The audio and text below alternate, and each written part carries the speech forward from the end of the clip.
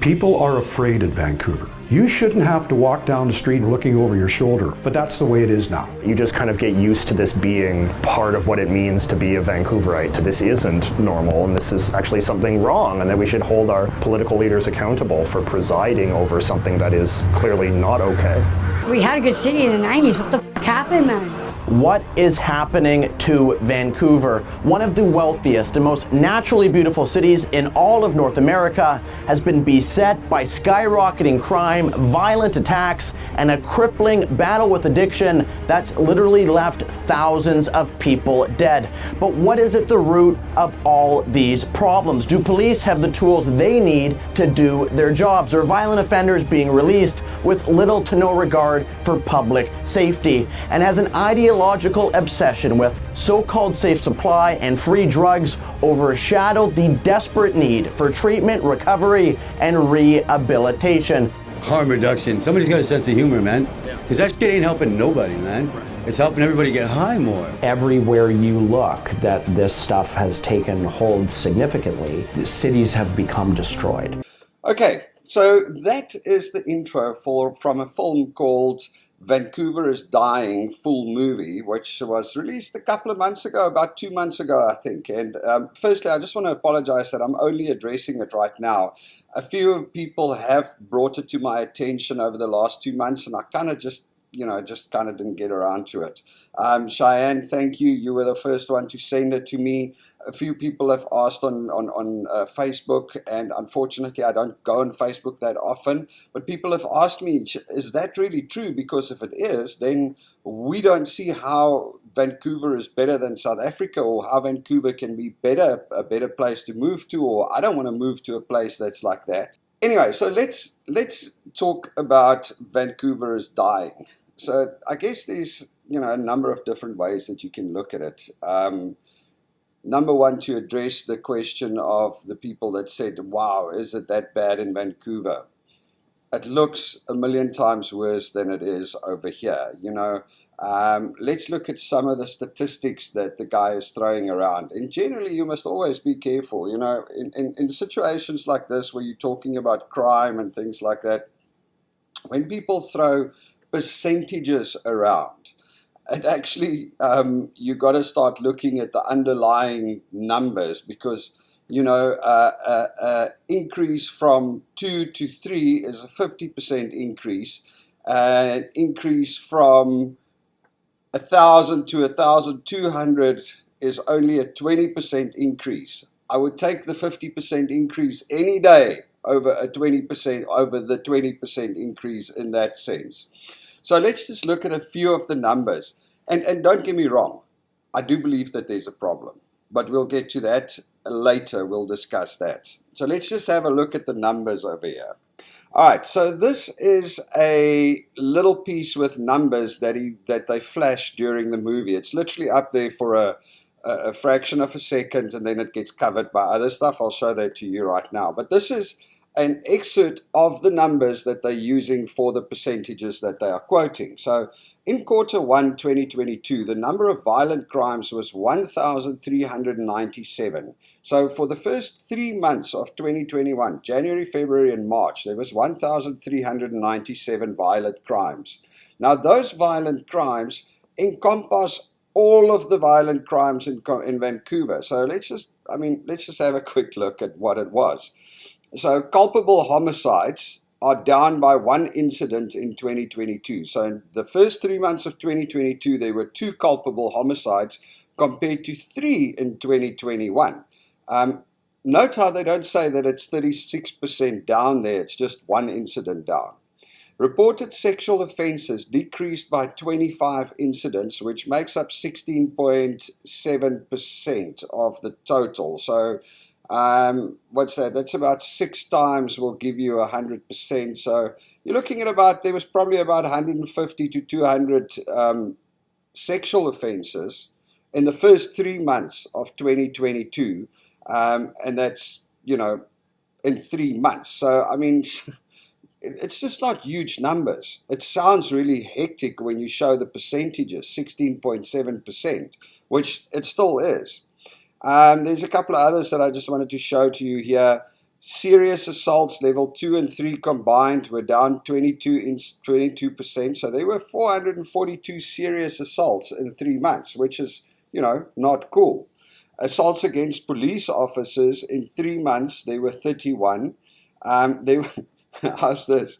There were 134 robbery incidents in quarter 1 2022 compared to 160 in quarter 1 2022. So 160 robbery incidents over a period of 3 months in Vancouver. I mean, if there was 160 robbery incidents in Joburg over a period of 3 months, everybody would be dancing on the streets and jubilating at how we've curbed the crime wave. And then, of course, there were 3 shots fired incidents in quarter 1 2022. But let me just show you quickly, how this guy plays it further. So this flashes for a moment. 2 has seen robberies up 21%. Assaults against police officers are also up 21%. And violent assaults as a whole are up 36%. And these stats undoubtedly... So, you get what I'm trying to say here. It's he shows it as up 21%, up 21%, up 36%. Dude, don't get me wrong, it's not great that it's up. And it's definitely something that needs to be addressed.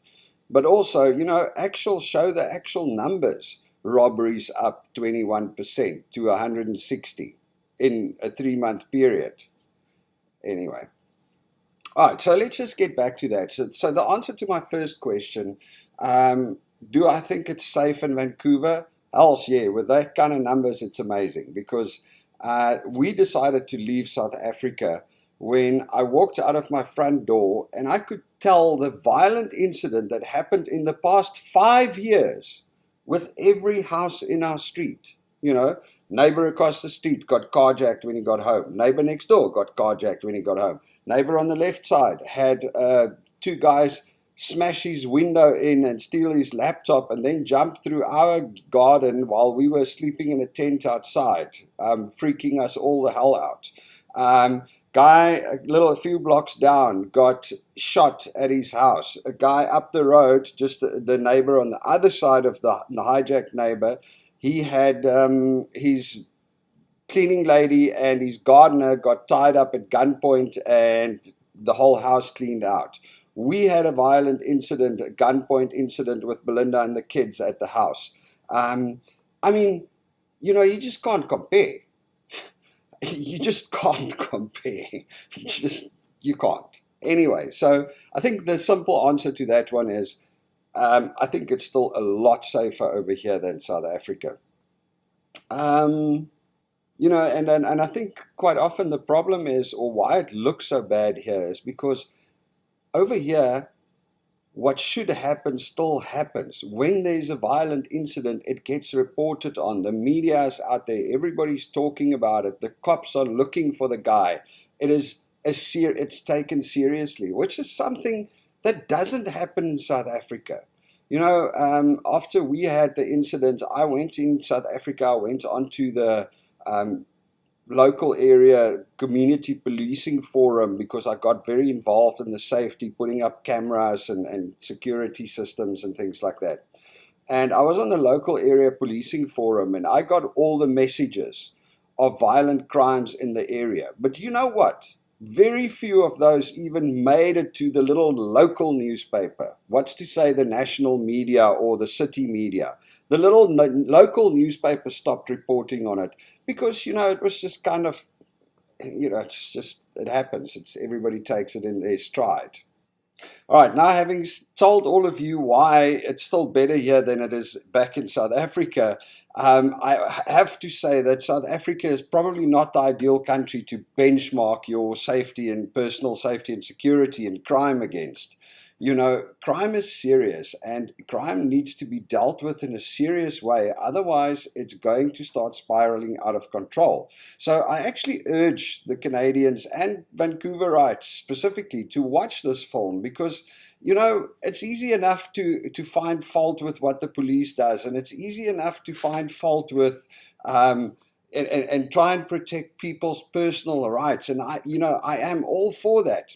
But there are certain people that they give up their personal rights. And, when the police doesn't arrive when you need them, that's when you're going to be sorry that you tried to defund them and get rid of them. Let's have a look at some of the other clips from this film. I get it. There's like personal rights and you don't want to infringe on people's personal rights. But I mean, where do you draw the line? There must be a line somewhere. Let's just have a look at this next piece about the revolving door of the courts. It's not uncommon for an offender to be arrested in the morning, let's say in the early hours of the morning, and within that same 24-hour period, be rearrested. So they could actually be arrested twice within the same 24-hour period. You could, and it's not back. that's not unheard of. That has happened. I've seen it personally in my career. Yes. The police, their hands are handcuffed because they can only do so much. I'll give you an example. There was one guy that was arrested here. The police said, we arrested that guy like hundreds of times, literally. Okay, so it's a revolving door. The revolving door justice system describes the catch and release policies put in place by Canada's politicians and made worse by many of the judges and prosecutors that they appoint. Criminals are arrested and released again, in a cycle of never-ending perpetuation of crime, allowing violent offenders to serve little to no jail time and return back to the street to offend again. This leads to a small number of prolific offenders who commit the vast majority of crime in Canada. For example, in Vancouver, just 40 people have been responsible for over 6,300 incidents. That's just nuts. I mean, 40 people responsible for 6,300 incidents. That's just nuts. Nobody can logically tell me that that is a system that is working as intended. Maybe it's working as intended for some of the people that go through it, but it's definitely not working for that 40 people. And if we don't change the system, we need to then figure out a way to deal with those outliers that take advantage of that system. Anyway, folks, watch the film. It's really worth it. The guide shows some of the tent camps and the drug problem in Vancouver, where there is really a big drug problem. But then again, I don't think it's just a Vancouver drug problem. It's kind of a Western world drug problem, especially in North America with the opioids and things. I don't know what it's like in South Africa, but I know for a fact that there's also large parts of the communities that are involved with tick and a whole bunch of other stuff. So the drug problem is a world problem. That's not just a Vancouver problem. So, and of course, I mean, the fact of the matter is that drug addicts need to get money, and that is where crime breeds. Unfortunately, you can say what you want, but drug addicts are most likely to steal or to commit crime to actually get, money for their fix. It's just the way it is. Anyway, one good thing, though, is that in the last local elections, the new mayor that won, I guess he won based on the fact that he was going to bring in 100 new police officers as soon as he gets into office. So in other words, I'm hoping that the new mayor would find a better working relationship with the cops. There's definitely a swing in the latest municipal or local elections. A lot of the council members got replaced by more moderate council members, people that are more focused on protecting the community and less focused on some of these really interesting way out ideas of how to treat individuals. Anyway, I'm going to call it there. I'm not going to talk about this anymore. For those of you that know me, you know that I generally come in front of the camera and I shoot one shot, I do one take, and that's me. I'm just there. I'm just talking about what I experience and what is going on around here. And this has been one of the hardest videos that I had to make, simply because there's just so many very, touchy subjects here. We live in a world where we are supposed to be very, very free and have all these freedoms, but it is so easy to offend people, and it's so hard to actually try and just state what you think, you know. It literally took me 2 days. That's why I didn't put a video out yesterday. I've been wearing this shirt for 2 days to get all the takes for this video, and I've done it like 100 times. I've deleted and started. That's why this video, you will see there's quite a few cuts, something you never see in my videos. So please don't make this a political thing. I'm not here to argue about politics. I'm not here to argue about how people handle drug addictions and things like that. This channel is about showing Vancouver and talking about our experiences. So you'll have a good one. Cheers.